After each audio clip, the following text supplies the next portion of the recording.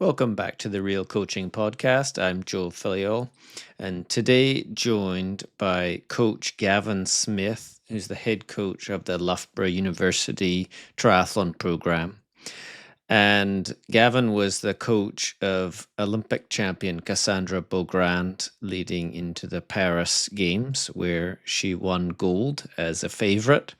And we discussed what it was like to coach Cassandra into a home Olympics, how he was feeling as a coach with the preparation they had done prior to the race, the momentum and journey into Paris, what the year was like, how the training was, and ultimately delivering on race day. He talks about how he and she dealt with pre-race nerves, their preparation, the challenges that they faced on race day, and the strategies that they had prepared for, post-race reflections and emotions. Talk about how Gav and Cass developed her bike performance and tactics and strategy over time, turning her into somebody that could drive the bike as well as use, of course, her great run and swim.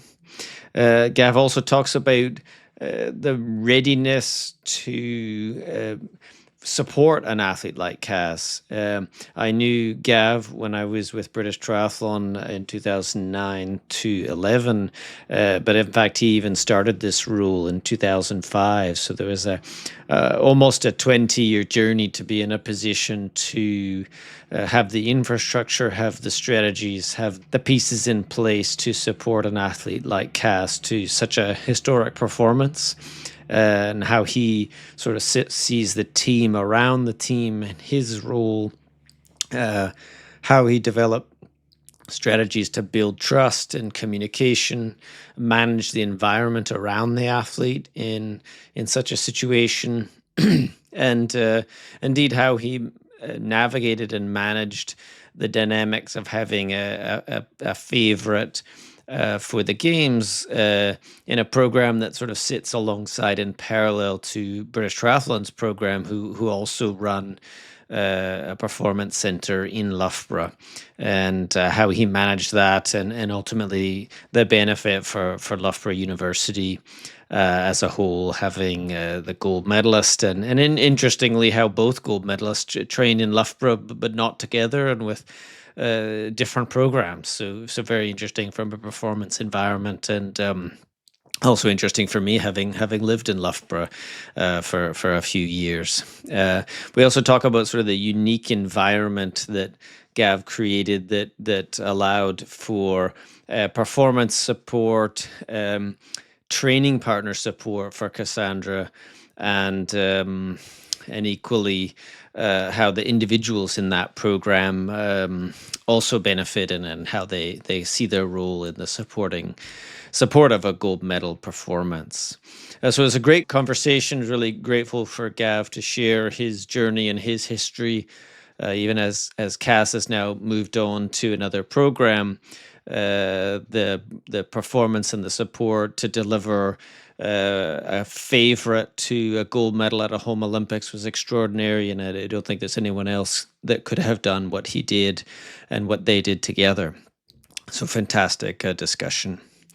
A reminder, you can support this podcast by signing up on Substack for both writing and sharing podcasts, but also original writing that's beyond just the podcast programs. Also, you can support the podcast with one-to-one coaching with me, consulting on your program or problem solving for those that are not ready, or wanting one-to-one coaching for coaches who would like support for their coaching process, and also camp opportunities with myself in the future. So now onward to the discussion with Gavin Smith. So Gavin, we're talking about going into home Olympics. You're not French, but we're set the stage. Honorary Frenchman, maybe.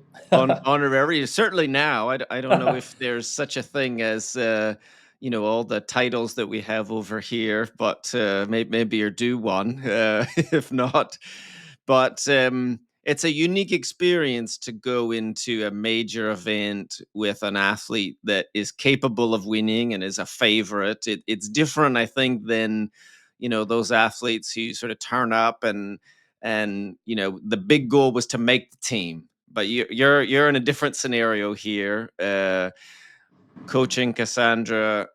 She's a favorite. How are you feeling as a coach before this experience? What was going through your mind? Especially, I suppose, the context of, the races might be delayed. We can't get in the water to swim. There's a lot of energy around this, but how were you feeling? Were you confident? Were you nervous? Or, take us through your mindset.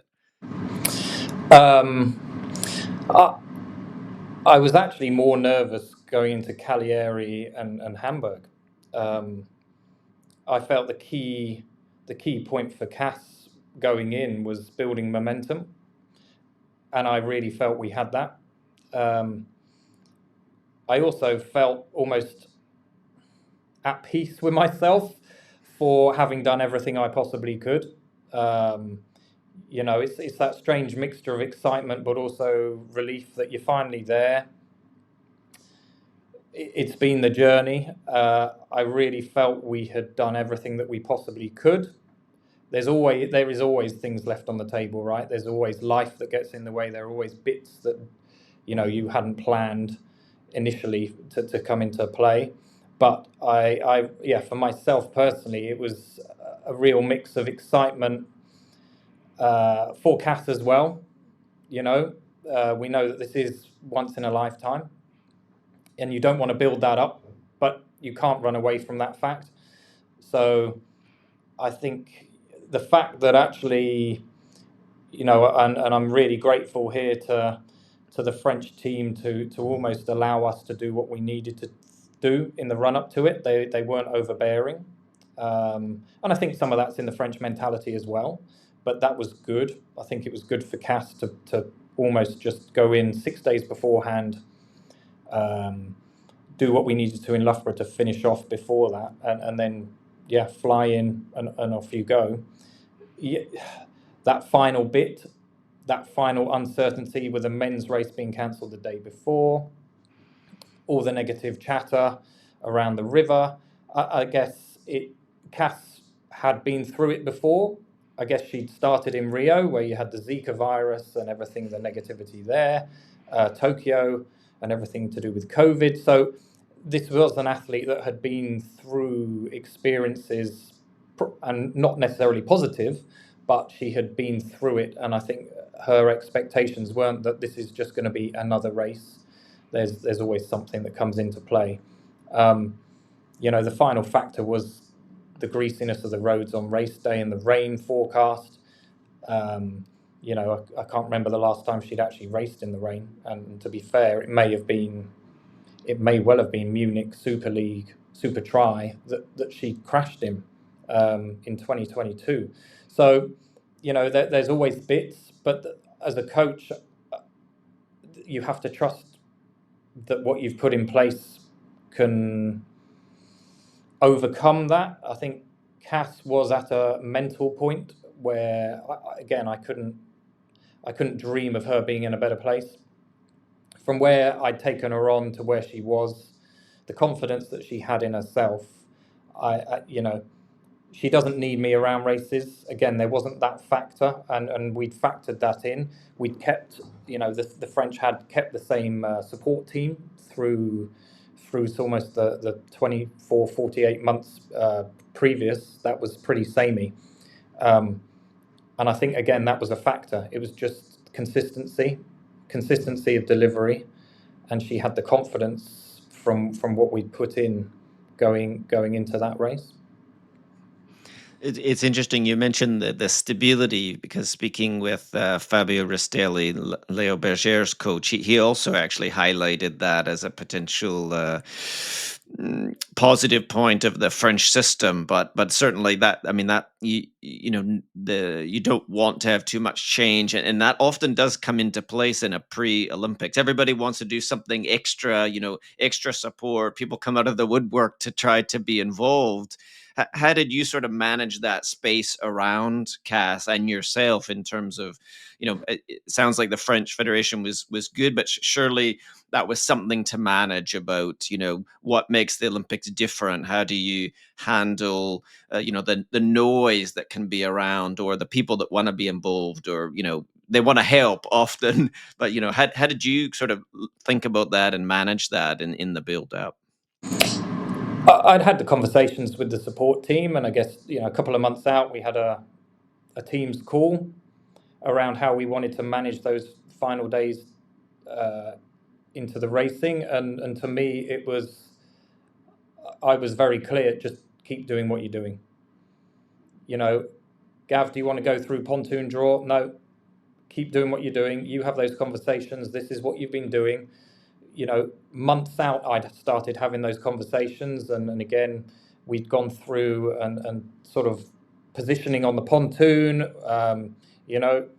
For those that had actually, remember in Hamburg, she started in the middle of the pontoon there, and that again was part of this is where you're going to have to start in the Olympics. We know that the river flow, that's where you're going to want to be. And actually, that's completely against where Cass likes to start, as we found out in Pontevedra. Her preference is to be on the outside. She feels she can get the space and do what she needs to. So even 2023, we started that process. Every time on the pontoon at Hamburg, you're in the middle. Get used to being around people being around you. Get used to having to create your own space. All of those factors to come in. So, everything, like I say, I think we had thought about everything. We hadn't overcomplicated. I think that's a huge area and an underlooked area, especially when you do have support staff, and sometimes they feel the need, dare I say it, to actually feel like they're doing something. That wasn't the case with the French. I think, good or bad, they were who they were. And Cass also likes to take responsibility for most things herself. And so all of that worked. Like I say, I think it was just, there was noise about, is it going to happen? Is it not? It's planned for it to happen. Those last conversations, we roll through it. If at the last minute it gets cancelled, fine, but it's just we're rolling with it. I also felt that they cancelled the men's. I didn't think they were going to cancel the women's. I just didn't think it was going to happen. So we were all there ready to go, and it did. It went on time. Everything worked.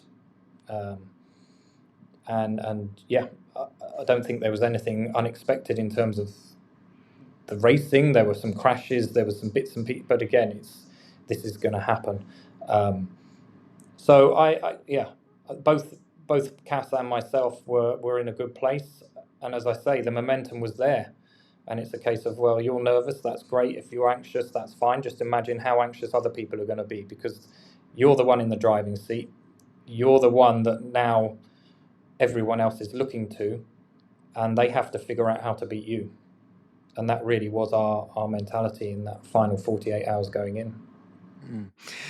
You nicely highlight that whole pontoon thing for people that don't understand it. In the Olympics, it's pretty different from every other race in that you have this blind draw so you don't know, the top 10 rank don't know where the others are necessarily going to pick, so it's a kind of an uncertainty. But you also highlight that the current in the river was a major factor, and it was significant. I think it was about twice as strong as it was in the test event, for example. And yet we still ended up with this quite selective group that, I don't know if there was any surprises in there in the front group. But how did the race play out for you? Was it what you expected? Was there any anxiety watching as it was playing out? I mean, as you say, the slick roads had some impact, but as you're watching this race, what was going through your mind? How were you feeling? I guess Flora hit it hard. Mm-hmm. Cass was top 3 at the first buoy. So I was sitting in the grandstand. So I could see some of it, but maybe not if you sat in front of a screen, everything. So you don't really know until they, you really know when they come out after the first lap and dive back in off the pontoon. But top three, she was there, and then she had slid back, which was a slight concern. I think she ended up coming out around 10th, which, yeah, was borderline, I think, with Flora off the front. Again, in those conditions, wouldn't have chosen her to have to push that first couple of K, because that's where you might make some mistakes, and I think some did, and paid the price. As it was, running up the steps, 36, 37 steps up onto Pont Alexander Trois, that everything was fine. Transitions through the year have been absolutely nailed on. So again, it was just, it's key points. Okay, that tick that off, tick that off, tick that off. And I do think that's how Cass viewed it as well. And she really stayed in the moment. And again, I just think some athletes overthought things and what's coming up. And yeah, Cass was just on it, each individual point on it. Every lap you're like, please still be there. No issues. Oh, right, who's there, who's not? Again, absolute fair play to Flora for going out and making it hard and honest from the get-go. The fact that she was out on her own the first couple of laps, I believe, I wasn't concerned that she was going to ride away. Even with those conditions, it's a big ask to be 40k on your own. I just didn't think that was going to happen. So it was more, the group behind going to catch, to then create, possibly some mess with 20 plus athletes around those corners. That didn't happen. So, again, Lisa Turch wasn't there. She was in the group behind. She was clearly one of the main rivals, one of the factors in our thinking going in. Off the bike, and to be fair, I was 100% confident at that point. Julie Deron, amazing run. I actually couldn't think of it being a better scenario, because essentially to me she was a pacemaker. She pushed to the point, and I was confident that Cass had the conditioning to be able to hold it, and it whittled it down to 4 of them very quickly. So again, from a stress point of view, Cass has got long legs. She likes running on, with space. But again, she can tuck in. But if it was a group of 6 to 8 of them and it was a real cat and mouse, I think it gives people the opportunity to overthink things. The fact that it was honest from the get-go, I think Cass was just in race mode. I knew she couldn't take in much information on the course. I don't think anyone could. The noise, again, this is something with the Olympics and on a course like that. So it really is racecraft, and I trusted she had it. When we reviewed afterwards, she did manage to get one piece of information from one of the French camp, in terms of when a gap started to go, and it was about a mile to go. And yeah, once she heard that there's a gap, she just kept pressing. And being on the grandstand, I could see maybe the last 600 to 800 meters, and she had the gap. And at that point, it was all smiles. So you're separated from the on the ground staff. So post race, what were you feeling then? What was you weren't right at the finish line, etc. But how did you feel? What were your emotions there? It was quite surreal. It's not disbelief, but it's just, okay, it's happened. I feel for the girls a little bit, actually, because very soon after was the men's race. So I don't actually think the women got that opportunity to almost bask in it. I think that was a shame. It really was. And again, all support staff, everything, it was almost, there was nothing in terms of that togetherness straight away, because it was right, we've got to deliver for the men. So I think, that was if you were to plan it, you wouldn't plan it that way. So that was a shame. I got to see Cass, she did some media interviews and things, for that 30, 45 minutes after she'd done doping control and other stuff. So there was a chance to actually physically see her. And yeah, she was, as you would imagine, quite emotional. Family were there, they managed to get them in. So yeah, it was amazing, and it was a bit of a blur. the men's race, Alex Yee is based here in Loughborough as well. So although I don't personally lead his program, there's a lot there. So it was, yeah, it was actually nice just to sit and watch, just as the spectacle for the men's race, and what a spectacle it was, you know. But that immediate, yeah, it was. It isn't how I would imagine, and I think I can't really describe it. It's just something that, yeah, you're in it, and then again afterwards, there's a team relay to come in 5 days' time, I think it was. So it wasn't a chance for real celebration, certainly not with the athletes, and it was. I think it probably in the weeks and months afterwards is when it really hit what we'd achieved, and the same I think it would be for Cass. Just you are an Olympic champion on home soil. You know, that's something that, well, it hasn't happened in triathlon before, so it's amazing. And even with what happened in the team relay, you know, I think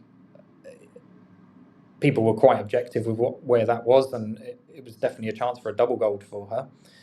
But equally, what happened was completely out of her control. And so I think, you know, that was easy to put to bed, as it were.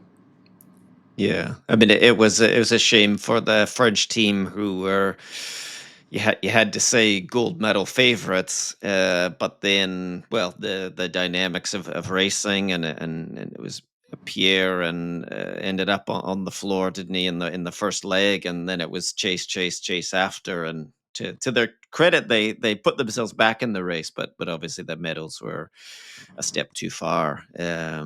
Yeah, shame for the other team members. I mean, Leo and Cass had their individual performances, and the others were also excellent individually, but missed out on that relay side of things. But no, it's super interesting, and well, there's so many places we could go from there. But just back to the build up. You were talking about getting momentum and building momentum as your goal. Um, when you started with Cass, so when was that? Was it 3 years before, or two years before? Maybe we could go back to what your process was like building into that. Sure, I think 2022. So it was actually around the time of Leeds World Series, and she had inquired about coming in through that year, and British Triathlon had said no. So she came over for Leeds World Series, and at that point looked seriously at doing an education course, you know, a university course here at Loughborough. As we are partners, Loughborough University and British Triathlon, and that was a route that could be taken. So started exploring that in June 2022, and then she actually came here on the ground end of August, early September 2022. So had that first, the grand final in Abu Dhabi, and the build up to that through September, October, and November, and into that. So that also gave me a chance to do my homework, I guess. At that point, you know, I'd known about Cass, I'd known of Cass, and the first thing for me when it was finalised that this is going to be your base, and at that point it was, this is going to be your base into the Paris Olympics. Okay, I started making some inquiries, so I went to the Super Tri races and just asked questions of people that had been around her, seen her race, thoughts, you know, just objectively, what do people think, you know, and Cass is a very rare athlete in that almost anyone and everyone has an opinion, and I found that out very quickly. I've never known anything like it, to be honest. Just everyone had an opinion around various aspects of her as a person, to how she races, and this, that, and the other.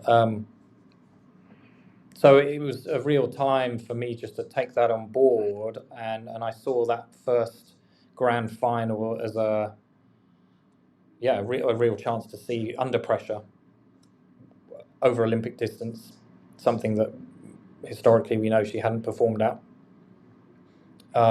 Just, just why? Why had she maybe not fulfilled some of the promise that people have seen over the years at the shorter distances? What was going on over that bigger distance? So that was my first sort of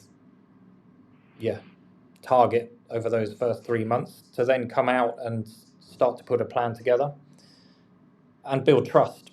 I think the key bit for me was I had to build trust. There were key bits that I wanted to change, that I knew had to change, but at the bottom line was, if she didn't trust me,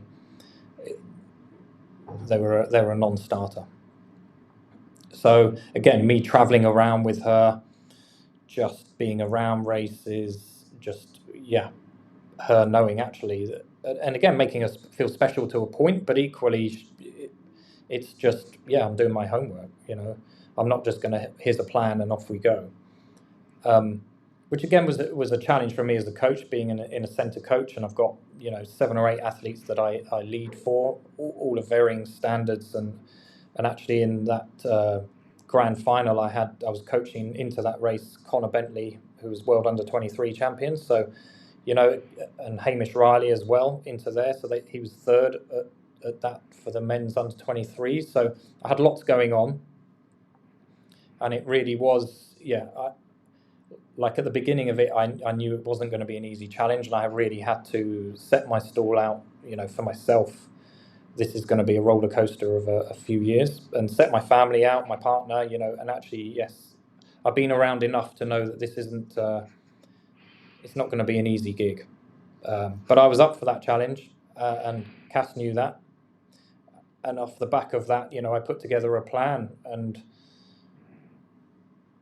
I came out with some just key focus areas. One of which was just strength. I put these up on my whiteboard. I would just, go over and over what all of this means and how I will put the stuff together. And one of those key areas was strength, and that's physical strength, but equally mental strength and resilience. I felt that was maybe something that was, really missing. How Cass focuses in and around a race. Her mind has a tendency to wander, and you could see that over Olympic distance racing.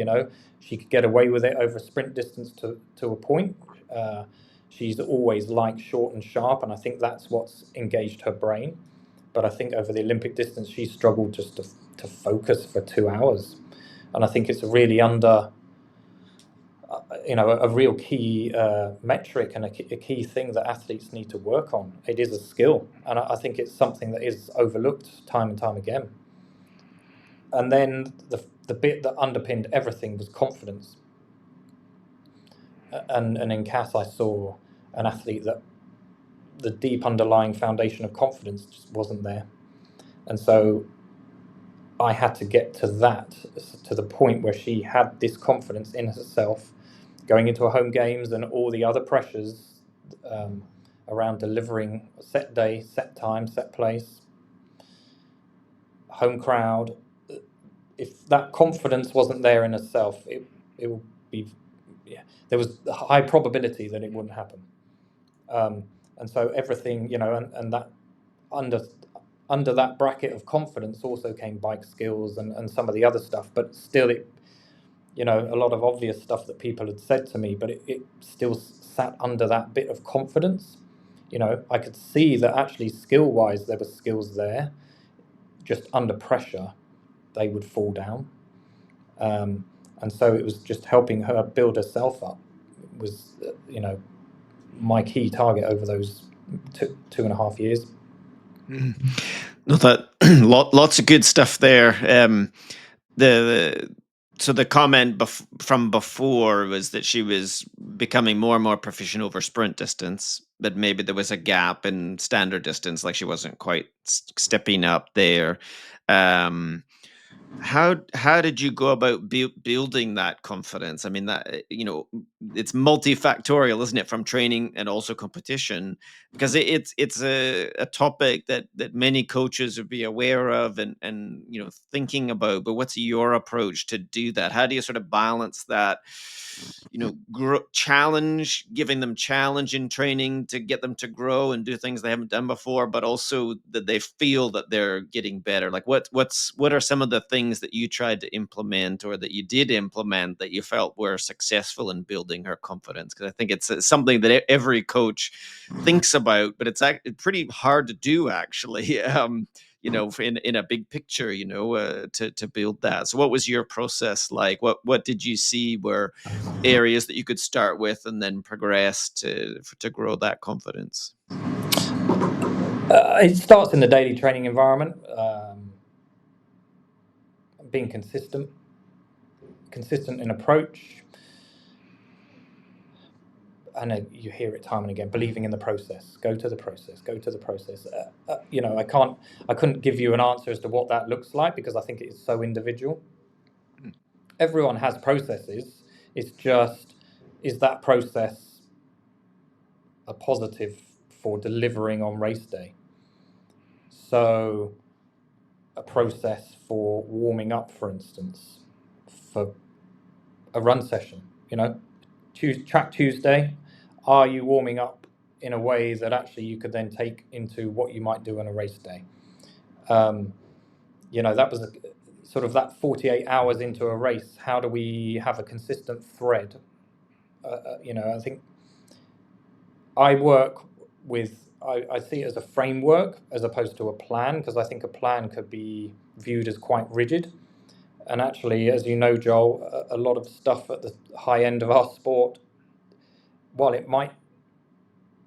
it should be maybe set in stone, as we saw at the Olympics, nothing is set in stone in our sport. There are so many outside factors, environmental factors, whatever factors it is. But, you don't know whether you're actually going to be able to get in the water to warm up, or do you want to get in the water to warm up, in the case of the Seine and the river and water quality, to the temperature, to people around you, to check-in time in transition, to everything that goes around with it. You have to be adaptable. But I think it starts with a framework and knowing how you work best and working back from that. So it really was that process on a day-to-day basis, but then coming to a race, putting stuff into place, choosing races where this is not about a result. And again, my conversations, I think Cass was, again, not alone in this, but it's about the outcome.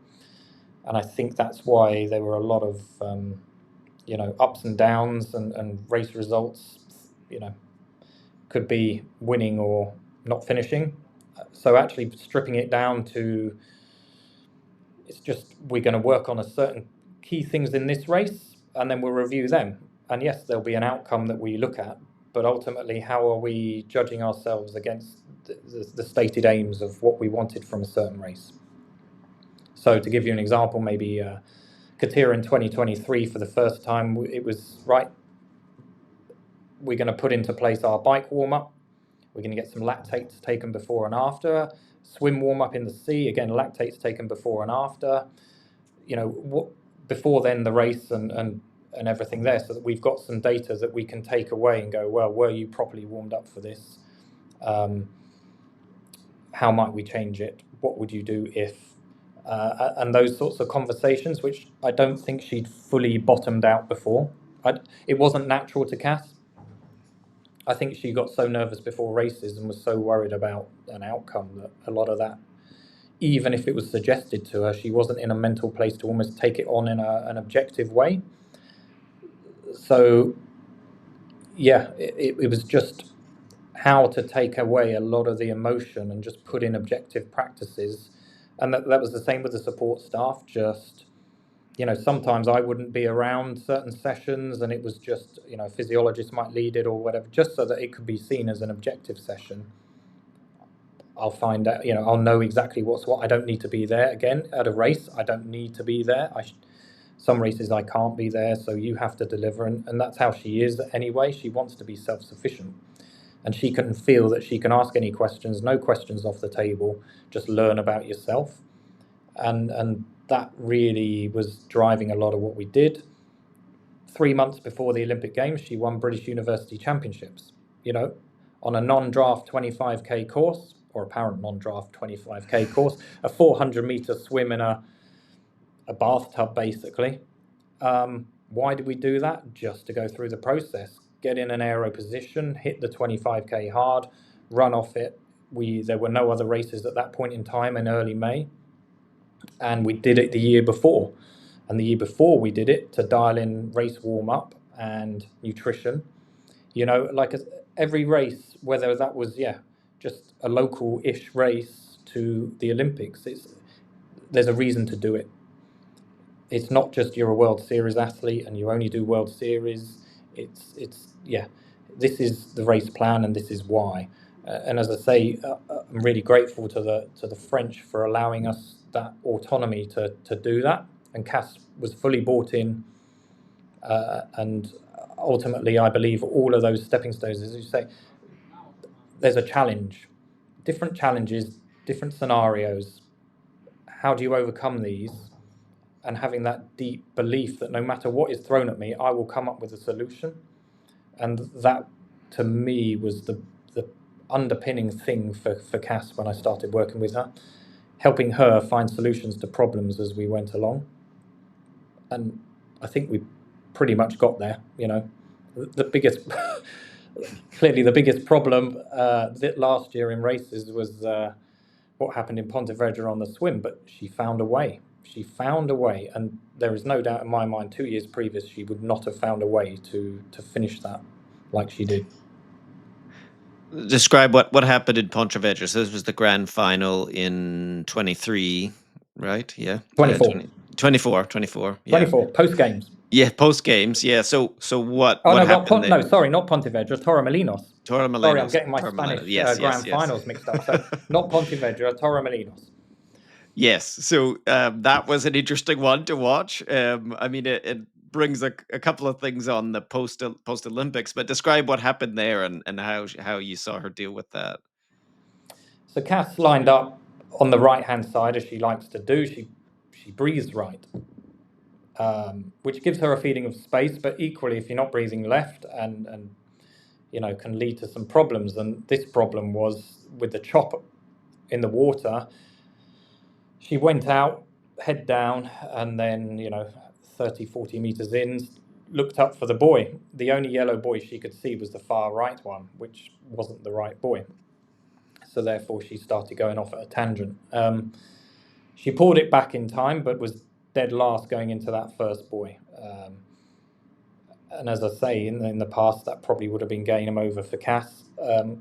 What I think we actually saw was Cass's real ability in the water. Because one of the bits that I felt she can still do moving forwards that she hasn't done, and one of the bits that we did have conversations about, was having the confidence to be able to lead a swim out and push. She's always felt that might take away from her run and her ability to finish it off, so she's held back. So she didn't have a choice, and she had to work her way through. I think she ended up somewhere between 8th and 12th out of the water. But even then, she swam round people. She chose not to go through the middle. She just went round people and had the capacity to do that, come out and get on the bike and still, she won, I think, 38 seconds in the end. So at that point, again, you could see the confidence. It's just, and in the moment, make decisions. And that actually probably made me more proud as a coach than anything. The fact that she just dealt with it, and that wasn't an easy bike course either, however many corners there were. And the last 20k, she was the driving force in that front pack.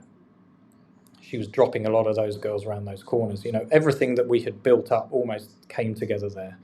And then when she decided to pull the trigger, 5k or so to go, it was there. So that, it was to sum up, working with Cass, it was an emotional roller coaster for me, and I had to find a way to take the emotion out of the day-to-day and around the races.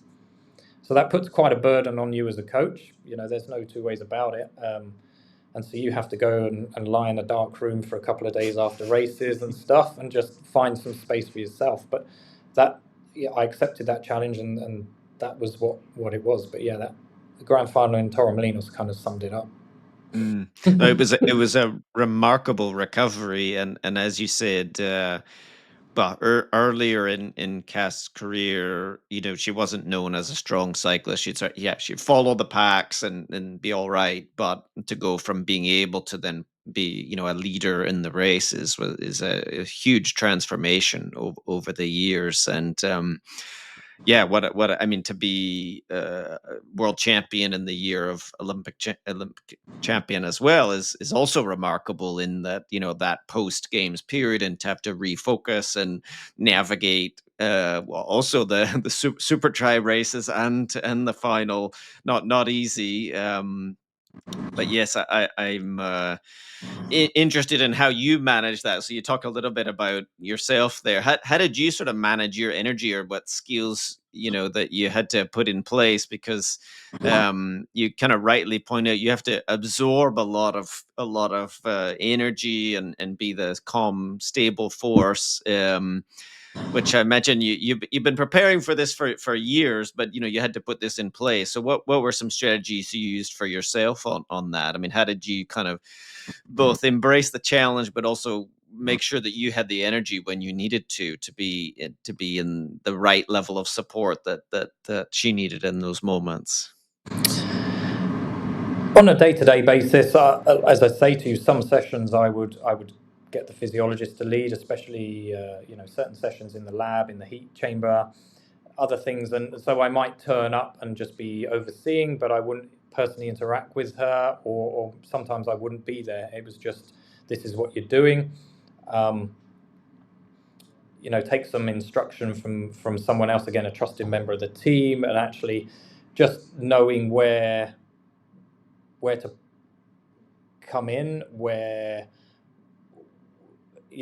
almost how I set things up. Sometimes I would leave a voice note before sessions so that she could get her head around what was coming up, and how, the aims of a session and things, so that actually we didn't have to go into that stuff. And it was just, Cass, warm up, do it, deliver.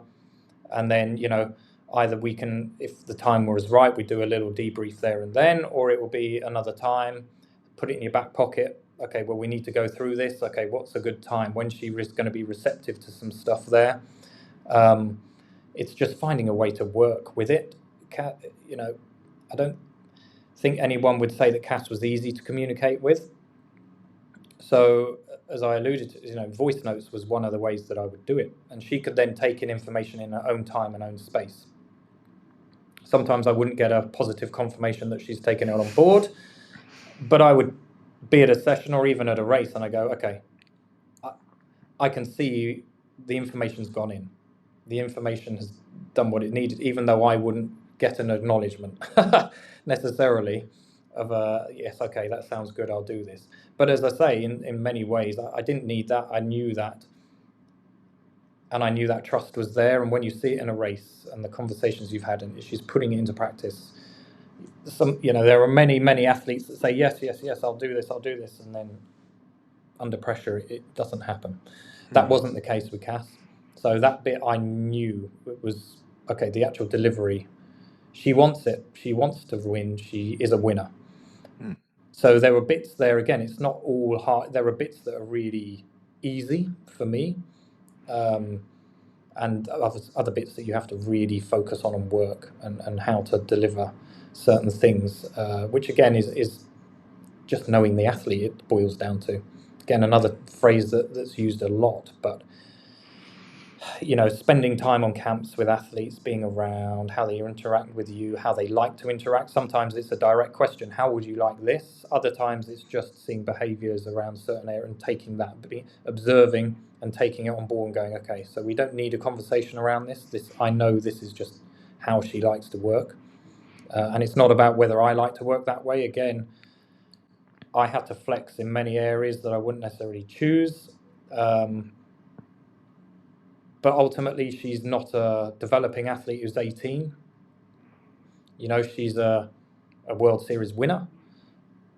She comes with a history of other coaches. Again, it's just okay.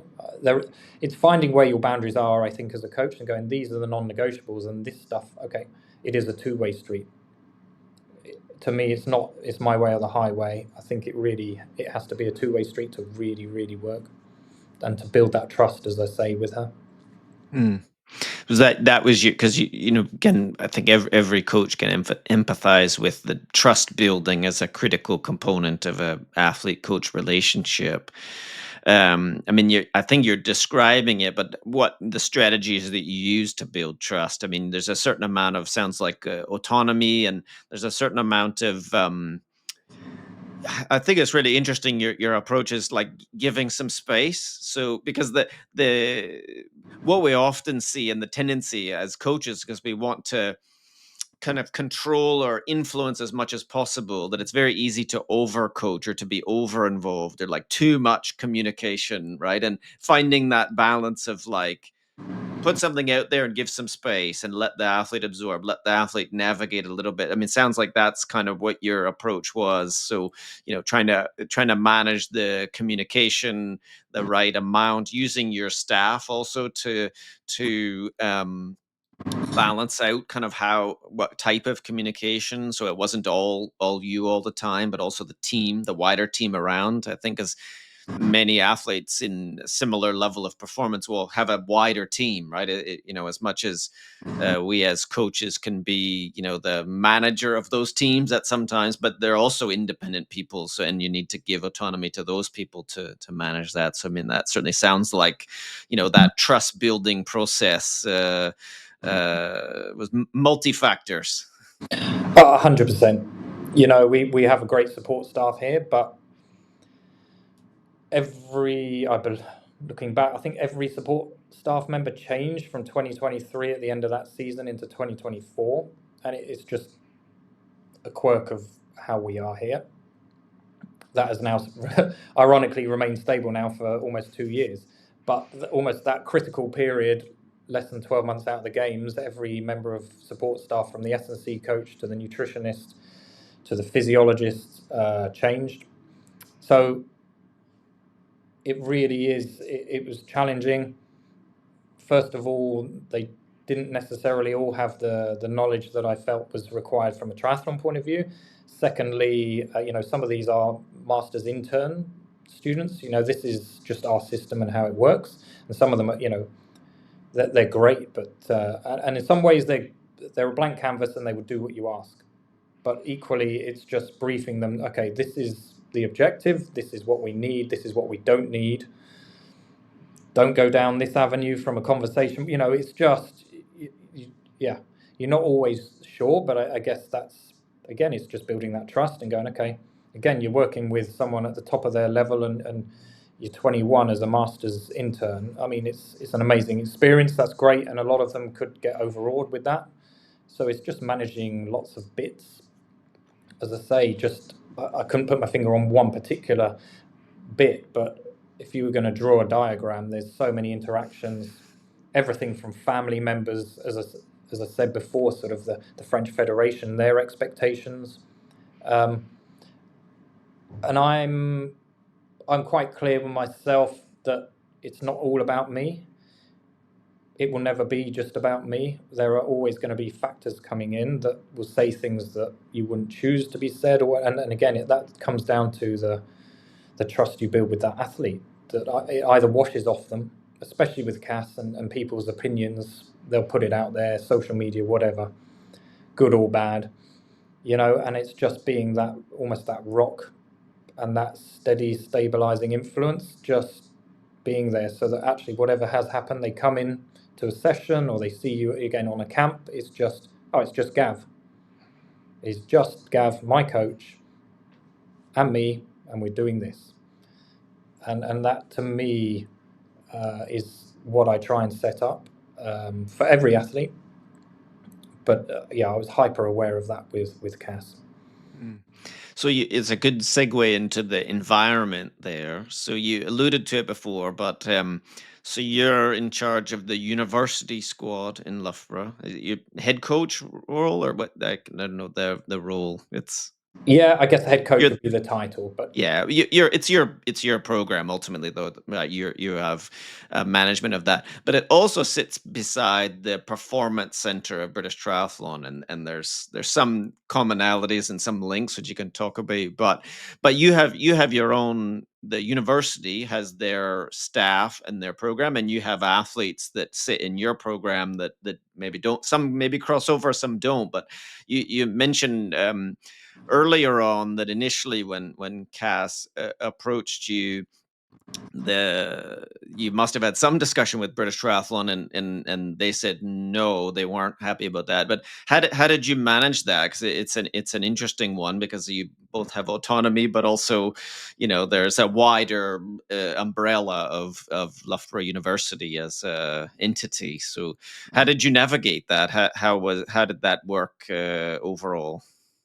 it was, yeah, it was a challenge. From a university point of view, we're an international university. We can't discriminate. So Cass approaching, whether she was French or British, it was just, and she's at this level, well, therefore you're in our performance squad. So our performance squad, to give a bit of brief background, there's 3 coaches, 2 British Triathlon employed coaches and myself. We've got around 20 athletes in there, probably around a third students, a third sit in that bracket of not on world-class program, British Triathlon world-class program, but they're in that Continental World Cup into World Series sort of semi-professional, you might call them, bracket. We don't have a quota system for how it works. It really is, what's the environment need to build the best environment that we can. That's been set from the get-go. And that does mean that international students and international athletes can come and go at times. We've had many World Series athletes come in for periods of time. And it's just being clear that these are expectations. Come into our environment, that's fine. But these are the sessions that you'll be required to be at, or we would like you to do. This is how we behave. This is what we do. So Cass coming in was, as far as I can recall, the only red flag that we've had, that actually it was felt that she was probably too good from a British Triathlon point of view to come in. So, yeah, plenty of meetings, plenty of things. My managers, had to protect me, I guess, as a coach. Again, there's a lot of stuff there that, these are decisions that go beyond me. And yeah, ultimately she came into our performance squad. We have a development squad as well of 20 athletes there, and I would put them at sort of aspiring national standard to international standard. We've got 5 international students there, some that have gone to World Under 23s and things as well. So it's a good squad, and we've got a good amount of athletes around. What that development squad don't get is access to support services. So they don't get the full package, and there's not a full-time coach there. So we're looking after a lot of athletes here, and that development squad is solely students. So 20 students there, and then yes, we don't have a quota for student, non-student in the performance squad, but we have, I guess, I would call it a system that most national federations would be very, enthralled to have, just as a university system. So we have support services, and while those practitioners aren't full-time for triathlon, they oversee many different sports. Again, it's, I guess, my job to manage them and to pull them together in a way that provides what our athletes need from a performance perspective. But I guess to give you a feel for the standard we're looking at, you need to be top 8 at European Juniors to get an automatic to come in. So it's a high standard. So we're only looking at 1 or 2 athletes really per year meeting those benchmarks to come in. And then the same at the other end of the spectrum. We know it's, as an endurance sport at the 21, 22, you're nowhere near the finished article. So a lot of athletes, if they are on the right trajectory, will stay for 2, 3, 4 years. Probably the longest athlete we had was Harry Lelu, and an athlete that I coached for almost 10 years when he came in at 18 to make World Series level last year. So it really is about the environment and about creating that stable environment with us three coaches. Again, if one of us is away on camp, then we keep the ball rolling here. So with Cass coming in, that was a challenge, and there was some boundaries around coaching, around support staff. It made my position quite really challenging, because I'd done a lot of work with British Triathlon in the past, so that kind of was stopped overnight. And as I alluded to with Connor Bentley, I wasn't allowed to continue coaching him, so after he won at World Under-23s, I passed him on. But again, as a coach, I'm used to passing athletes on, and I think that's a key area. If you're going to stay in this sport for a long time, I think you can't just be an island. I think it really is. You're going on a journey with an athlete, and sometimes it doesn't work out how you would like. And as a coach, there's bits there, but I'm fully aware that there are bits in a centre that ultimately the centre does come first, and the process. And no matter how good you think you are as a coach, sometimes an athlete needs something else from someone else. And I'm always open to those conversations. So we made that transition work. So, yeah. So it sounds like you kind of had to ring fence your program a little bit from, as a result of this. And obviously, I guess it was in the university's interest to have this opportunity to showcase the environment, the program. I mean, it's maybe not everyone knows, but certainly UK people would know Loughborough has a long Loughborough University has a long history of amazing athletic linkages, performances. I mean, it is known as this probably the sporting university hub of the UK. You would say. Fantastic legacy, and this is interesting. Adds to that. I mean, I suppose that was the incentive, right, for your bosses, your managers to say, like, this is a great opportunity for the university program to showcase what it can do. Absolutely, I think other sports, had athletes of a world caliber coming in as university students. I know athletics have, and swimming here. Dan Whiffen has come in, but the difference being they were standalone university programs. So, and our linkages with British Triathlon, that was the crux of the matter. Really, is just the partnership with British Triathlon and how we managed that. And that was the point of difference. Like Dan Whiffen was, ended up with a 1500 gold medal here for Ireland, but he was solely in a university program. British Swimming have separate programs. So I think there was a little bit of, again, a little bit of niggle maybe there at the start, but it was separate. But for us, it is about the environment and how we create. And I still think that Cass coming in for the environment was a huge positive, and I viewed it as that yes, there's some challenge there, but equally, if we want people to see where the world level is and what people out there can do, well, here you go, you've got eyes on. And I think that's a key bit for our program here, is we have people at all levels, from just below national standard all the way up to Olympic champions. You can see the next rung of the ladder. It's not just a bunch of numbers. You can see on a day-to-day basis, and if you really want to see, you can see the points of difference that an athlete might make. An Alex Yee, Sophie Caldwell. What is the point of difference from them, and equally, you can see how long it takes. So many, we get them in at 18, 19, and they want it all here and now. And again, you don't have to look far to see. Okay, this is maybe a longer term journey.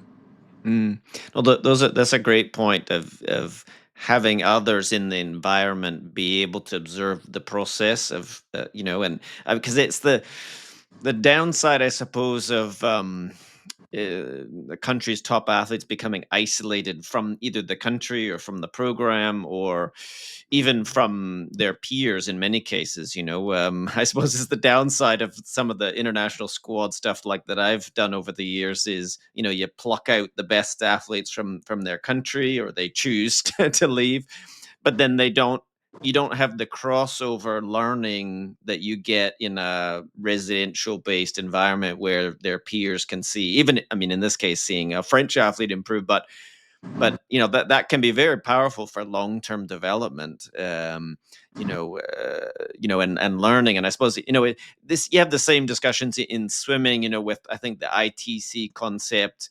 If you take the best athletes out of all the clubs in swimming, those clubs lose that sort of learning and connection to the process. So I can see the argument, from both sides. One hand, do you want to help your competitors? On the other hand, good to know what your competitors potentially are doing, or what different athletes could show in training, and elevate everyone. I mean, you could argue that's been a strength of the British program over the years, is, I suppose, having some of the top athletes that could, if there wasn't a Tim Dawn, etc. Would there be the Brownlees? Would there be the current, on the standing on the shoulders of giants? But being able to see that, I think, is quite powerful. And I think, well, not every country has had that. Some athletes have had to leave their national programs in order to find success, and then they become disconnected. And I think, the example maybe with a number of years, the American athletes have all, they don't have a central hubs, or they haven't had that. Those successes become sort of disconnected from the program in a sense. So I suppose the benefit that you've had, and Loughborough as a whole, I mean, it is amazing having both Olympic champions while they're in separate programs. I mean, it is very interesting from a Loughborough point of view. But so interesting concept. But if you go back to, as you said, the context of the different squads, this is also something that's very powerful, that you seem to have a good number of training partners and critical mass to be able to do interesting things in training, which is, I know, a challenge in a lot of places, is, and maybe it's a positive of the university model that you've got there. And there's something similar in Leeds, isn't there, with the different squads? But you've got a lot of good training partners about. So maybe that's a good way to think about how did Cass benefit from the training environment in that way. So you had different levels of athletes. You say some quite high standards, some university standard. How did you manage the training environment? I suppose both to support her training, but also that everyone benefited from the daily training environment. Yeah, Cass doesn't really enjoy training with females. Mm. So we, quite soon worked that out. And we have, multiple, there were lots of options, right? And it was finding the right option. Equally, at times, you're training with females. I think it's not just looking for an excuse. You don't like this, so don't do it. And actually, as part of that process of building confidence, I think a lot of it was, if a female is swimming as fast as me, or able to do this on a bike or whatever on a run session, it's okay, but focus on yourself. And so at times it was really beneficial to actually have some athletes around, especially on run sessions, and yes, a little bit of niggle and things, and it's not a bad thing. Equally, when the key bit for me was our altitude camps in Font-Romeu, when you're in a real hotbed environment for 4 weeks. How do you manage that scenario? So I was very careful as to who came up. Each time we had 5 or 6 males come up. I had thought about some females, but ultimately I just didn't think they were actually conditioned enough to be able to tolerate what we needed to, and would be a distraction. So, and Cass, when she needs to be, was very focused. The first year, she'd actually been up to Font the year prior in 2022, hadn't had a good experience. And some of that was being in a dorm with another female athlete, and she needs her space. So the first thing was, right, we're going up, you're not going in the center, you're going to look for elsewhere. I think she roomed with Nat Van Cavorden, and they got on really well. And it worked really well because they weren't doing the same training program. So again, it was almost they didn't see each other during the day, and then they had the social time at night. So you're in control of certain things, but not everything. And it was okay. That's an ideal scenario. Whether we planned it fully or not, it was just. But she was like, I would like to do this. It's like great. And so I found a chalet for the males coming up, and again it was selecting the right males so that they they were the right ones that would actually then enhance our environment afterwards. It had to fit their race schedules. They had to be clear as to why we're doing what we're doing. We had to upskill them in terms of knowledge as well, because it was no good them coming up and blowing their doors off in the first 10 days. They had to be good for the whole time. There's a whole package around it. And then a couple of those athletes were the ones we took the year after before the games, but it changed them around again. It was just, and again, it was a to and fro with Cass as to, okay, these guys I think should come up, and yeah, okay, or what about so and so? It was just, she trusted again that I would choose the right people. So yeah, I guess it's organic. You can plan as much as you like, but it is organic, and I didn't feel it was a major problem. Again, just we wouldn't have certain athletes necessarily racing against each other in a lane next to each other. Certain aspects like that. Run session wise, nothing really clashed. It was very rare over the 2 years we would have the World Series females here, from a British point of view, running with Cass. For again various reasons, and she didn't need that. They didn't want it. Bike skills, other areas, bike sessions. It's just very few females are on a level with her anyway. And actually, from a bike skill point of view, the guys generally either don't care, don't overthink it, just get on and do stuff. So it was just matching, so that it was just, this is what we do. And going through everything from foundation level bike skills to actual race pace work and race scenario work, and just, this is what we do. And to the point of, yeah, she set the environment. Oh, I'd like to do this with so and so. I'd like to do this. I feel I need a bit of this. That's the relationship we built. And it was okay. I'd always have some cones in the back of my car, and it's okay. Let's go and do this then. How's about that? Yep, we can flex there. Let's do it. So I'd always be ready for certain things, and with certain athletes almost on speed dial, ready to go. Okay, let's go and do this. How did you manage maybe the egos of the boys? Was that ever an issue? Like, training with a high level woman, was that a challenge, or did they kind of see where they stood in the program? And I suppose it's connected to that question is how do you make sure that they feel that they're getting what they need as well as individuals? Like, because there's a certain dynamic here that you're describing is they're supporting Cass's training, but also they're individual people with their own goals. So how did you balance that from a coaching point of view? So you can have one swim session, say, right, with set turnarounds. It's meant to be at this intensity, and this kind of work. So it's just managing, the lane order. It's managing, okay, this is the focus for you. It might be 72-second hundreds. Well, okay, you're 74 seconds, you're 76. So physiologically, you're getting what you need. And it's having those conversations, and it's not about you are being used. It is very much, this is how to develop yourself in the best way possible. And just being open and honest around those conversations. The same with run sessions. It's just, okay, just hold this wattage, hold this pace. This is okay. If this, and for instance, if one of the males was significantly stronger than Cass on the bike, it would be okay. We'll do the session as per Cass, and then if everything is good, I will give you X on top, or we will do this to be able to develop whatever quality it was that we were looking to develop.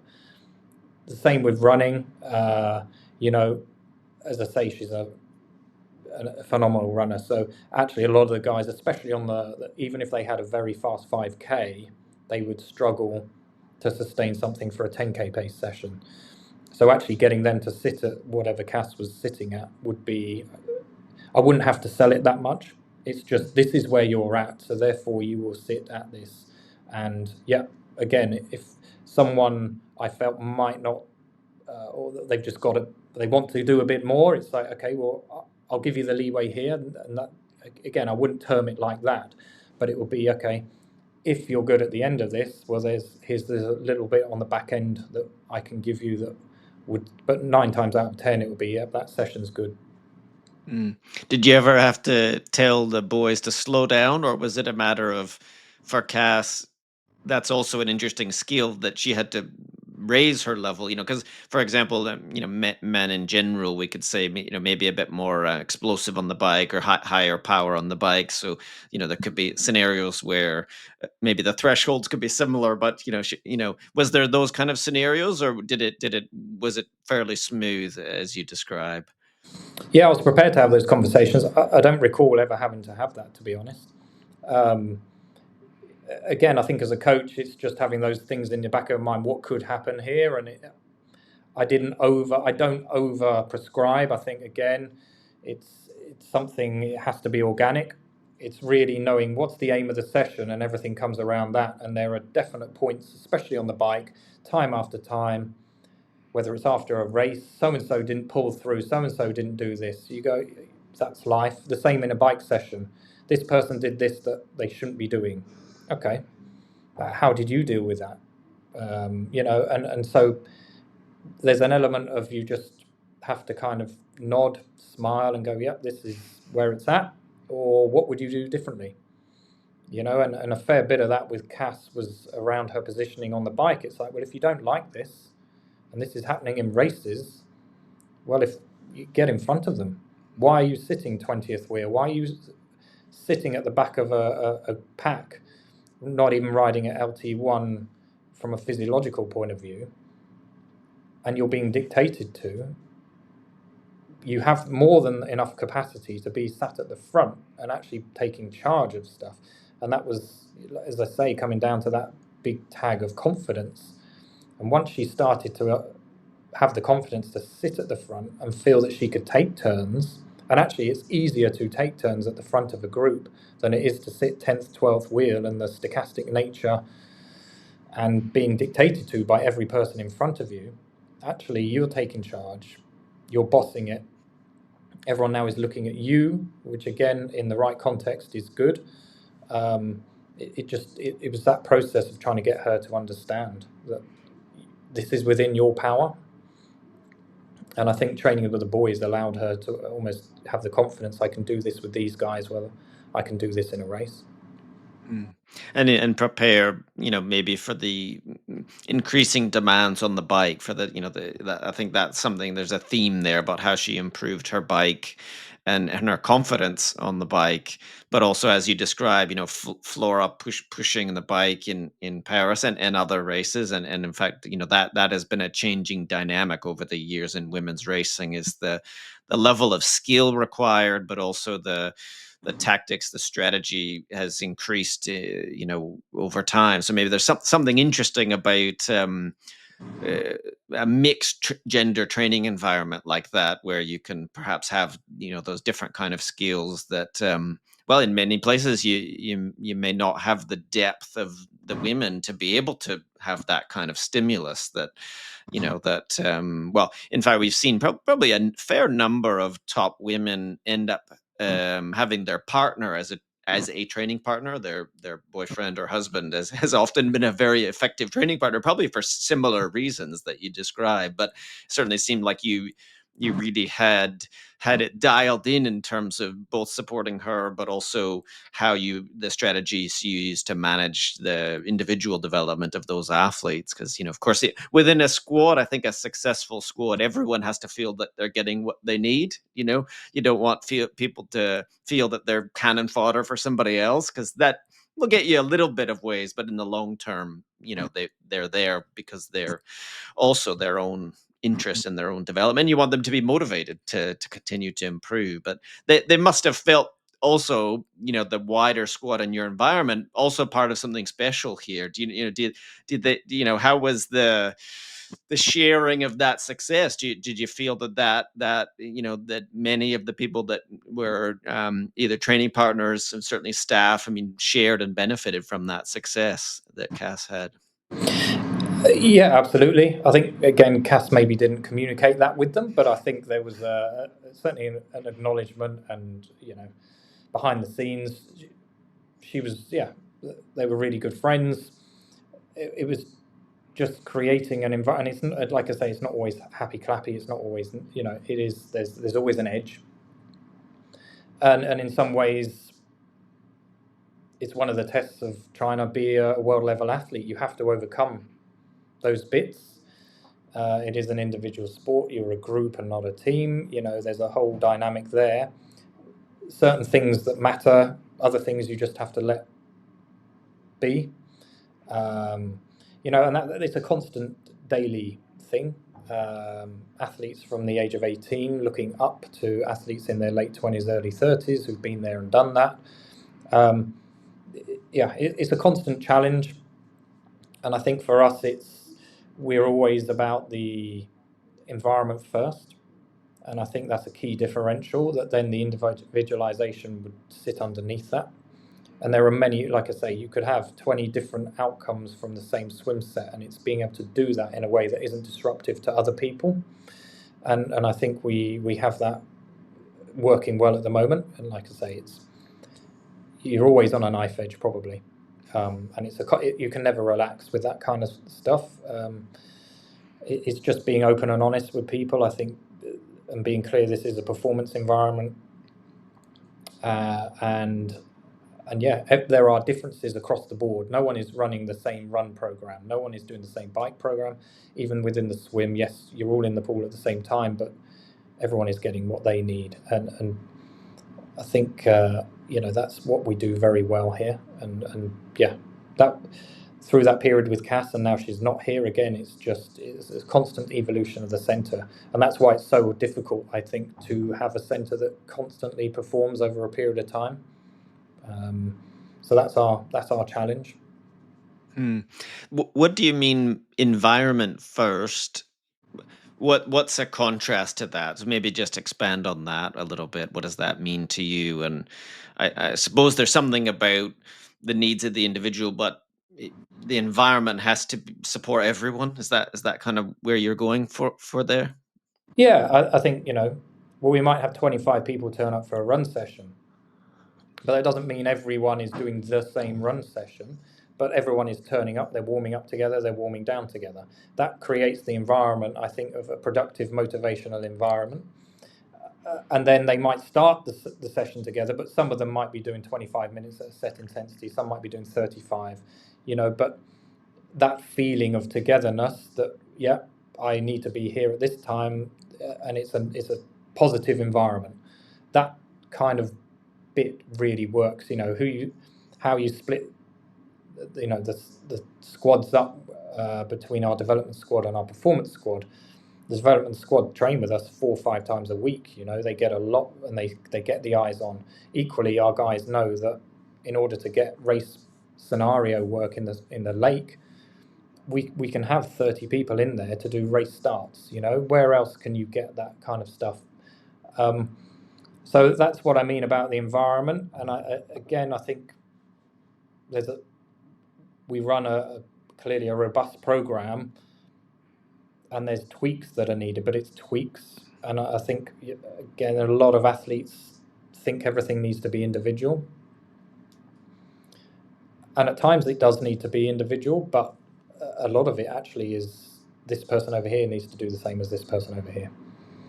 We're an aerobic sport. You're racing for the same length of time. These are the challenges, whether you're at Conti Cup, World Cup, National Series, World Series, Olympic Games, or University Champ. These are the challenges, and actually there are commonalities across the board. And I think it's easy for people to go, I'm an individual. I'm a case point in one, so therefore everything has to be individualized for me. And I don't think that that rarely works.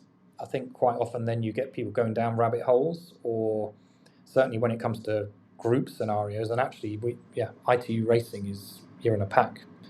You can't always do what you want to do. And when we see some foreign athletes come in for a few weeks to train again, the biggest thing they don't, a lot of these skills they don't have. They really struggle. They might physiologically be great athletes, but they're not finishing the job.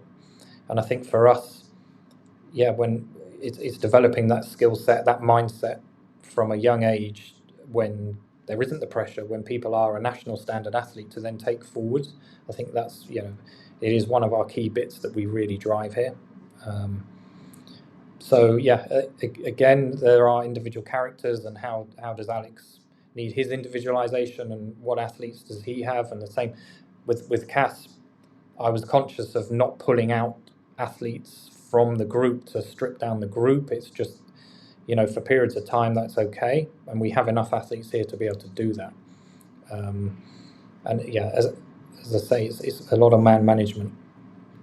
Especially considering, I suppose the nature of the program, and you talk about it, is that athletes will be there for a period of time, whether as their students, and then they might move into the world class program, or they might move out, and there is that sense of you're trying to build a long-term program here, and you need to manage and protect the environment in that sense, as you say, like you want the athletes to feel that they're getting what they need, but also that you're not compromising the environment in order to fulfill one specific need in that case. Like, it's ongoing, right? Yeah. You need that legacy, and that, as you say, that is a strength of what's happening there. Yeah, it's a challenge with support staff as well, constant change there. So we drive that as a coaching team, and as I say, it's about sustainable development. And if at some point someone gets what they need from here and then decides to move on again, that's okay. We're comfortable with that to an extent.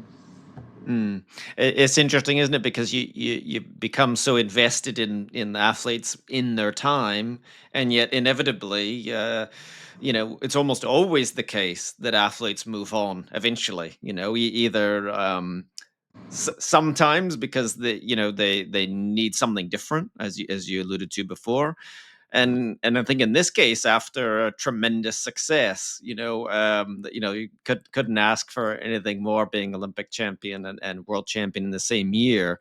But it sounds like that sort of built into your environment, like you're expecting that. I mean, how did you manage that, sort of transition, a pretty big couple of years and amazing success, and now you're refocused on the next step, which is obviously a little different, because you don't get athletes like Cass coming through the program every cycle. But how have you managed that? How do you, I mean, I suppose it's a matter of getting just, back to the basics of who's in front of you, but how do you and the program have managed that new cycle?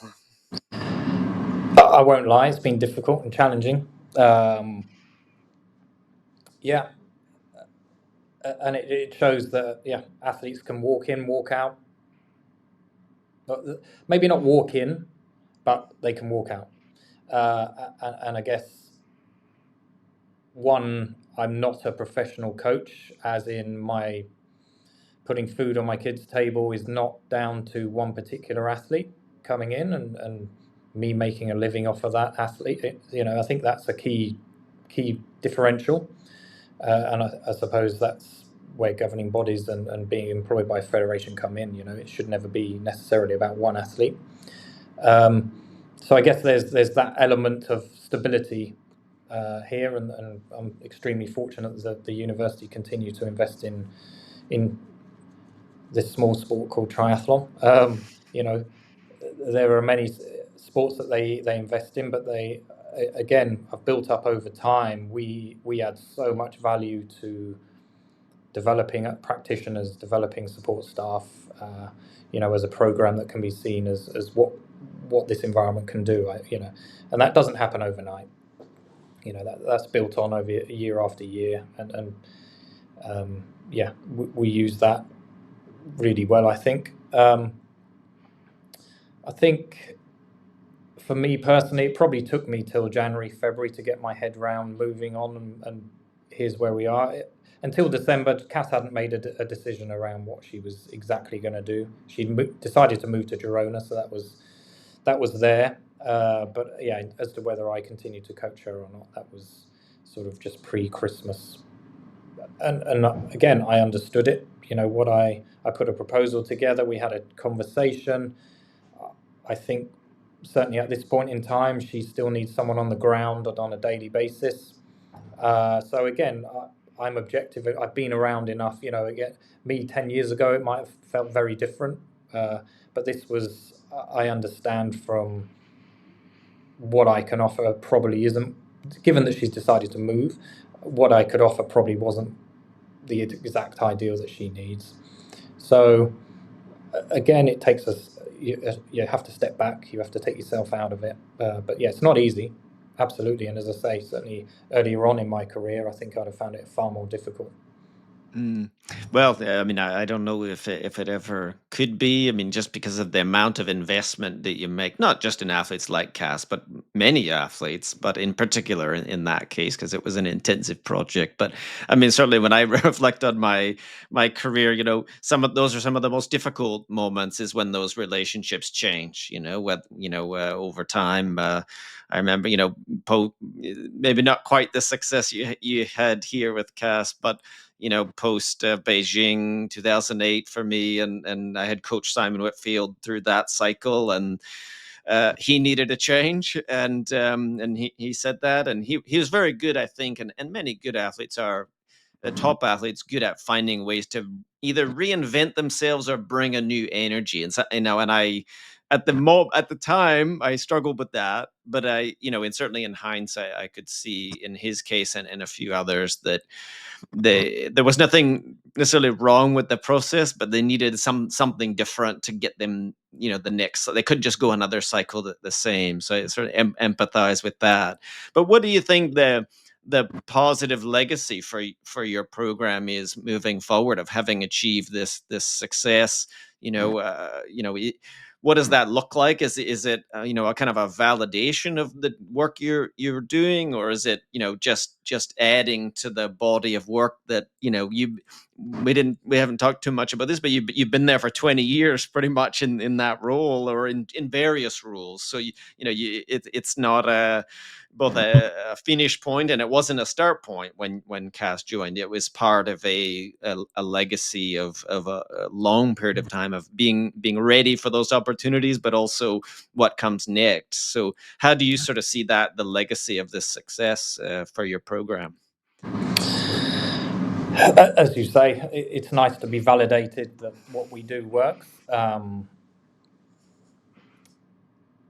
I think again, it's the subtle stuff, the subtle expectation of athletes on themselves of a program that actually, yes, why not you? You know,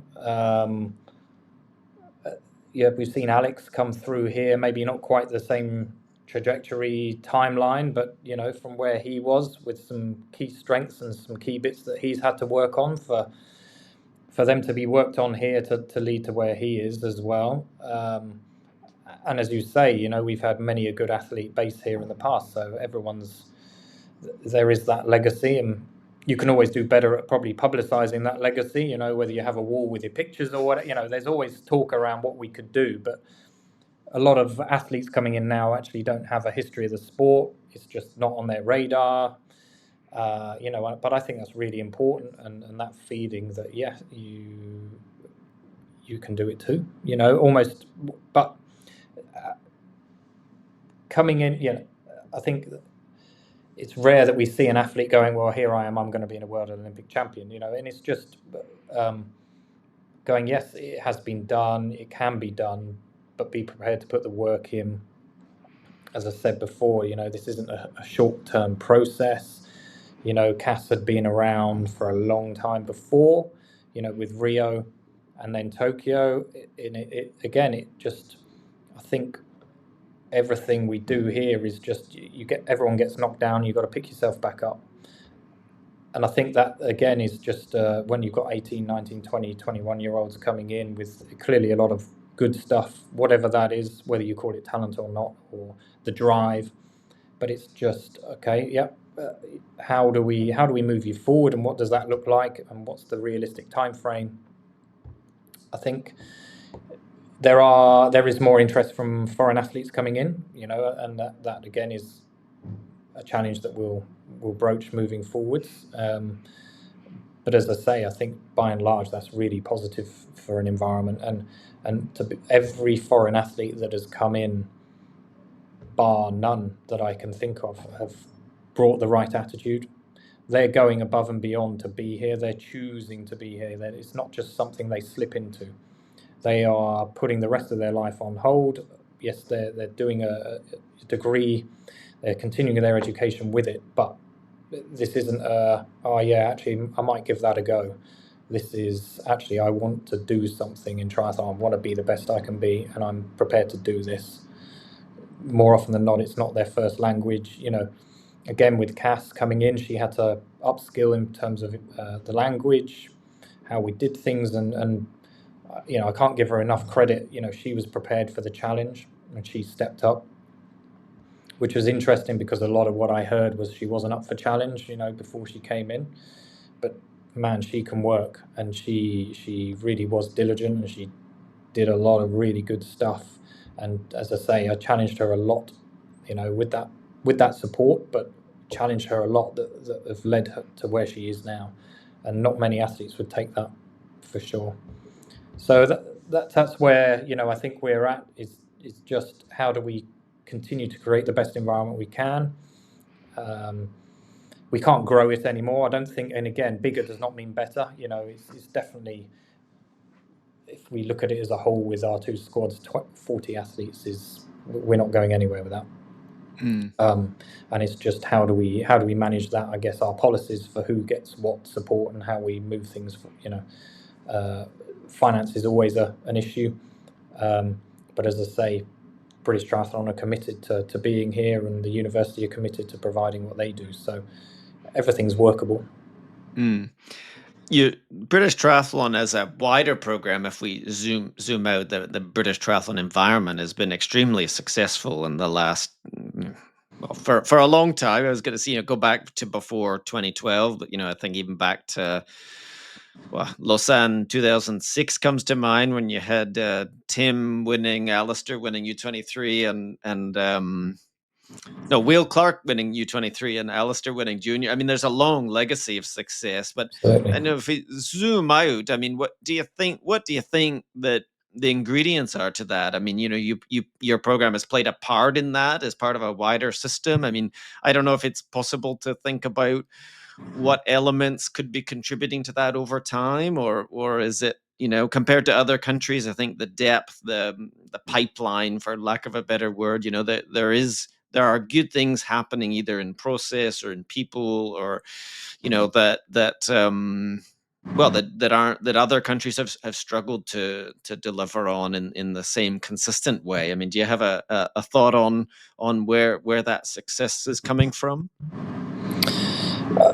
From a British point of view, we're constantly concerned that we don't have a pipeline. We wouldn't actually, within it, we're looking around going that there are other nations that seem to be popping up and providing, that pipeline, as you say. The Germans and the French are the two obvious ones. At one point it was American women. I think, as I say, I think what we're good at doing is maximizing when we have an athlete with a lot of the right ingredients, is how do we continue to develop them all the way to the top. I think that's a key factor.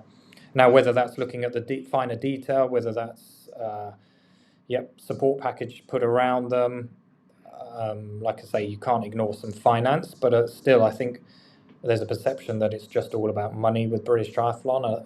I think people will be surprised that a lot of the money actually is earmarked for certain things that maybe aren't pure performance. These things have to happen from a governing body point of view. So the headline figure might be a lot of money, but it never feels like that, I think. we're fortunate that we have Europe on our doorstep. I think European triathlon is as everyone who's not in it tries to come over for long periods of time and be in it. We're fortunate that we have an environment, but we equally maximise that environment and help create that environment, daily training, to then maximise the race opportunities our athletes get, whether that's Bundesliga, French Grand Prix, Div 1, Div 2, Spanish now. I've had a couple of athletes race in Belgium, Italy.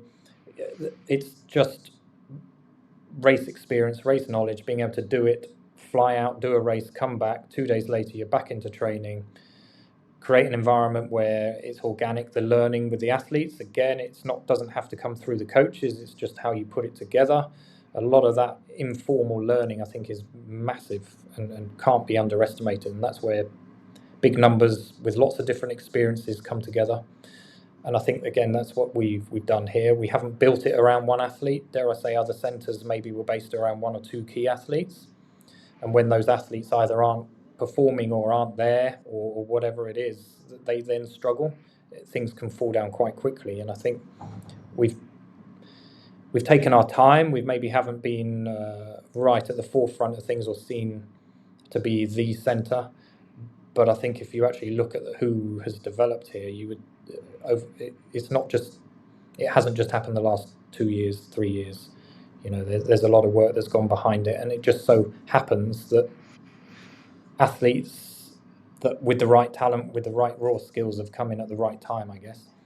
But it never just happens.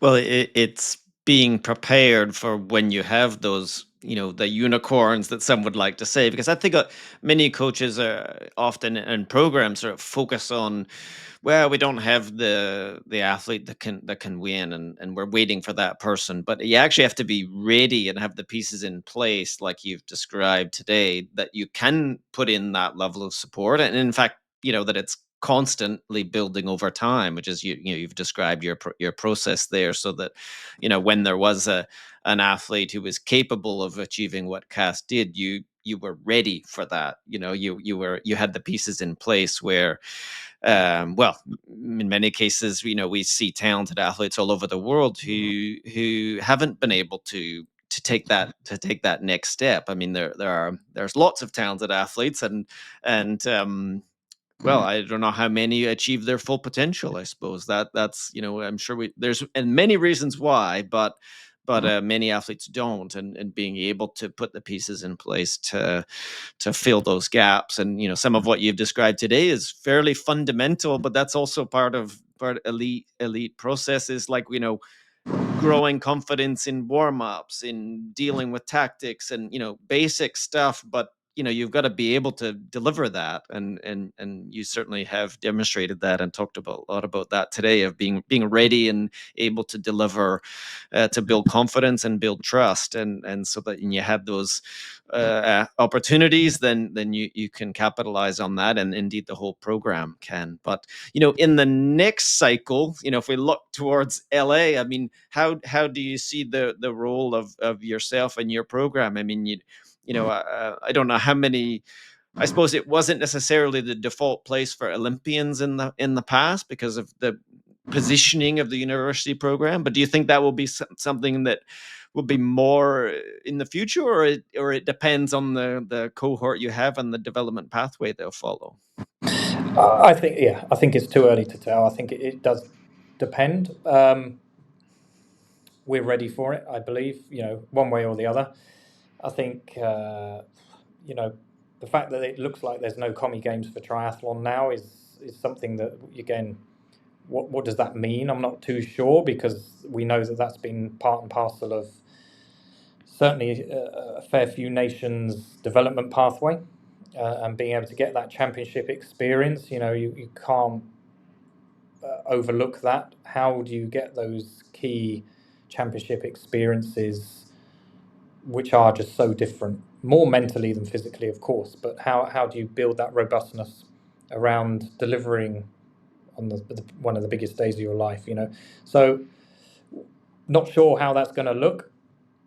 I think we're likely, to have athletes come in from, as I say, some foreign athletes to come in, which for me, you know, dealing with other federations and that is it's interesting, and you get to see different ways of working for sure. But equally, then those athletes aren't competing for the same spaces for you know, under 23s and certain aspects there. So it's just how we deal with the melting pot, I would say, of athletes moving forwards. Finance has to come into it, being able to keep getting the support staff here. You know, again, it's not just myself as coach. There's lots of other people that have done some really great work that come in. Keeping the channels open for the interactions with the athletes. You know, how much is formal learning, how much is sitting in a classroom almost and going through stuff, how much is the one-to-one meetings with athletes, and how much is just the athletes chewing the fat on a 4-hour bike ride. You know, we need to get that balance right. I think we've got, you know, a great heat strategy that we work on here, so we use that environmental point of view. I think whether we use and continue to use altitude, again, a lot of people swear by it. I've used it with Cass, but equally, Alexi hasn't been to altitude. You know, there's many ways of doing it. So we've just got to look at where our athletes are at and where we are as a program. And I do think we're able to flex. You know, it is, and it's, as long as we can continue to have that ability, then I think we will continue to have people again fire up into that upper stratosphere of triathlon, whether they finish the job, whether LA is the one or whether there's Brisbane. You know, we'll see, and some of that will be course dependent, probably different athletes, different, a lot of that we just don't know at the moment. Yeah, I was thinking, I mean, I don't even know if we know anything about the Los Angeles course, but, you know, we often think about the evolution of the sport, you know, how things might change over time. And is it possible to anticipate an evolution to LA, or is it more about the athletes' journey themselves, you know, about maximizing themselves? I mean, we can anticipate, you know, you're gonna have to swim in the front and run fast, etc. But you know, when you look forward, you know, zooming out again for the sport, I mean, what, you know, future champions, is there anything differently that we should be thinking about, or that you might be thinking about in terms of the demands to win, or is it really about the individuals, you know, that are in front of us at the time? I guess one constant question is a nation going to be strong enough to actually dictate a race? You know, when it comes to the games and having your, you know, so-called domestiques or pilots, whatever you want to call, it's obviously something British Triathlon have done with varying levels of success in the past. You know, there are definitely other nations that I think have the potential to do that if they choose to, whether that's a strategy, and if that is a strategy, at what point do you go down that route? To influence a race, you know, that's a definite thing. That could definitely happen, which can, you know, essentially usually turn it into a running race. You know, the running standard at the moment is going through the roof. You don't have to look far to find some of the running times that triathletes are putting in now. Cass has obviously got the French national 5K record. Beth is really ripping it up. Alex is doing London Marathon coming up. You know, there's some fast French boys out there. I know Leonie Perriot as well. Like, yeah, it's happening. And what that means for us, I don't know. You know, it's a case of, okay, if that's fresh, then what does the swim and the bike take out of you? And what do the guys that don't want it to come to a running race do to take the sting out of the run? How much of the sting can they take out? What's the course? Is it going to facilitate that or not? All of these questions, Joel, you know, it's just a lot of unknowns. But I think post-COVID, it does seem like the running side of things has moved on, and whether that's a consequence of COVID and people being able to run more than anything else, it's possible. But it's definitely shifted, or whether that's just part of the evolution of the sport at the moment, and whether that can shift through. You know, one key athlete can change the dynamic, and whether we have that key athlete at the moment, for men, women, I don't know. I think we need to almost get to the end of this year. I think, as we know, a lot of athletes, there's opportunities everywhere. Many different race formats. T100 has now come in as well, whether that takes people away and their focus from Olympic draft legal racing. Can they come back afterwards having a bit of time away, or can they not? Do they want to? Is the drive an Olympic medal, or is it money? All of these factors, I think, to a large extent, you can put the questions up, but no one has the real answers at the moment, I would suggest. I don't know where your view is, Joel. Well, I think so. That was a great discussion with Gav Smith, coach of Cassandre Beaugrand, to her historic gold medal in Paris. You can follow Loughborough University programs with links in the show notes. Gav is not a big social guy, as he said, but indeed, Loughborough Uni produces some excellent content about what they're doing. And reminder, you can support the podcast through Substack, like and comment and share with anyone who you think might find value in this. That's the idea of sharing these interviews and discussions, value for value. That's fair. Yeah, it's to be determined, and I think those are all excellent questions in terms of the number of opportunities. I mean, I think we're fortunate as a sport in triathlon that it's multi-dimensional, um, but equally, yeah. I mean, athletes that taste success in other disciplines, whether they will want to refocus on the Olympic pathway, and all of that, are all questions, and then. Well, you're right. You rightly point out the dynamics within countries, in terms of the pilots and that, and of course, ironically, they're the better your country is in terms of depth. Sometimes that harder that can be to do, which you can't anticipate that. And then the influence of the relay. I suppose that's the other change in the sport. Doesn't look like triathlon was successful in getting a new discipline. There was some talk in the past of getting the super sprint eliminator kind of format in, but it's certainly not in for LA. But yeah, no, those are. I mean, ultimately, I think for coaches and it's who have you got in front of you and how do you develop that person, and knowing the demands to win can help guide that, but it's also where they are, isn't it? And I mean, I think And I think spotting the right opportunity for the right athlete at the right time. It's a call. It's a judgment call. And sometimes you might be able to fast forward some of the processes, and other times actually you try and fast forward it and it all falls down, and it never, it doesn't end well. So we've seen that in the past, and whether, that final 2 years of a 4-year cycle is always push, and pressure for some, I think, and it's just getting that balance right of trying to build through. And sometimes it's a case of if it happens, if you're ready, you're ready. Sometimes. Well, you were ready, and you got Cass ready to deliver on really the ultimate success. And it's been fascinating to hear about your process and everything that went into that. And sharing the challenges and equally the things that contributed to that success. So I thank you very much for sharing. It's been, I think, a remarkable support team to put that Cass in that position, and so she could do what she could do in the best expression of that. And I appreciate you sharing, and I'm sure everyone will take a lot of insight from that, and taking us inside the journey to a gold medalist process at a home games. You're not a big social guy. I mean, Loughborough Uni has good socials, and sharing what's going on and behind the scenes. I suppose that's the best place for people to follow what you're doing. So it's more rare, and I appreciate it more people that don't have a big social presence. So good on you. You're definitely not wasting time or spending a lot of time in that space.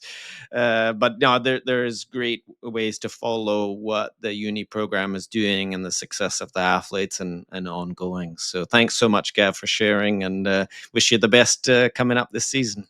Thanks a lot, Joel.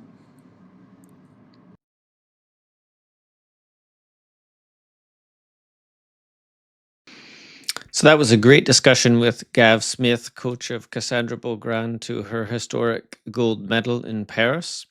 You can follow Loughborough University programs with links in the show notes. Gav is not a big social guy, as he said, but indeed, Loughborough Uni produces some excellent content about what they're doing. And reminder, you can support the podcast through Substack, like and comment and share with anyone who you think might find value in this. That's the idea of sharing these interviews and discussions, value for value.